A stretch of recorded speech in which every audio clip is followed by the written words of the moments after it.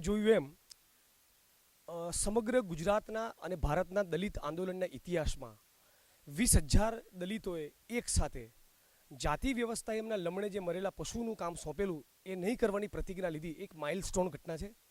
અને આ ઘટનાના દિવસે અમે જે એક કૂચનું આયોજન કર્યું હતું 5મીથી લઈને 15મી સુધી એ અમદાવાદથી ઉના સુધીની એક આઝાદી કૂચ સ્વાભિમાનના લડાઈ માટેની કૂચનું આયોજન કરી રહ્યા છે. અને એના ભાગરૂપેની બધી તૈયારી માટેની બેઠક હતી. બેઠકમાં અનેક પ્રકારના દલિત બિનદલિત તમામ પ્રકારના કર્મશીલો પ્રગતિશીલ સાથીઓનો એક સરવાળો કરી એક જબરદસ્ત કૂચનું આયોજન કરવું છે, જેનો મુખ્ય આશય ગામડાઓને જગાડતા જઈએ અને દલિતોની એક જબરદસ્ત યુનિટી ઊભી થાય, એક સંગઠન શક્તિનું નિર્માણ થાય. જે 10 માંગણીઓ અમે સરકાર સમક્ષ રજૂ કરી એ માંગણીઓ એ કોમન એજન્ડા બનીને બધા દલિત સમાજમાં જો જીવતી રહે તો સરકાર ઉપર એનું પ્રેશર પણ જીવતું રહે. એ માંગણીઓ સંતોષવા માટેનું દબાણ ઊભું રહે. આ દબાણ અમારે જીવંત રાખવું છે. અમારું માંગણીઓ સંતોષવા નહીં ત્યાં સુધી આંદોલન ચાલુ રહેશે. બહારથી પણ અનેક લોકો આવવાના છે અને ગામે ગામ અમારે શપથ લેવડાવી છે કે મરેલા પશુઓના નિકાલનું કામ નહીં કરીએ, ગટરમાં નહીં ઉતરીએ, મેલાના ગંદા નામો નહીં કરીએ. એના બદલે દરેક ગામના લોકોને સરકારી પડતર જમીનોની ગ્રાન્ટ કરવામાં આવે. એટલે આ પ્રકારના બધાના મુદ્દાઓને લઈને પદયાત્રાનું આયોજન કરીશું.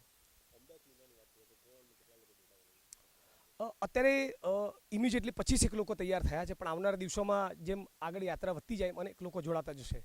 દાંડીમાં જેમ થતું તેમ એક ગામ જોડાય પછી પાછું વિડ્રો કરે, પાછું નવું ગામ આગળ જોડાય. એટલે ખૂબ મોટી સંખ્યામાં એક પ્રકારનો જનજુવાળ આનાથી પેદા થવાનો છે. એ વાત તો લગભગ નક્કી છે.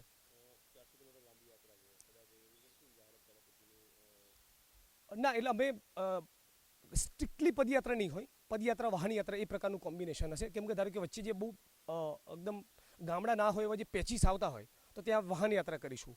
પણ મુખ્યત્વે આશય જેટલા પણ ગામડા મેક્સિમમ કવર થાય, જેટલો પણ દલિત સંપર્ક થાય, જેટલા દલિતોના પ્રશ્નોને અમે રેઝ કરી શકીએ, અમારો જે એજન્ડા સંમેલનમાં નક્કી કર્યો દલિતો વચ્ચે મૂકી શકીએ અને મરેલા પશુઓના નિકાલનું કામ નહીં કરીએ, એ ખાસ મુદ્દો ફોકસમાં રહે.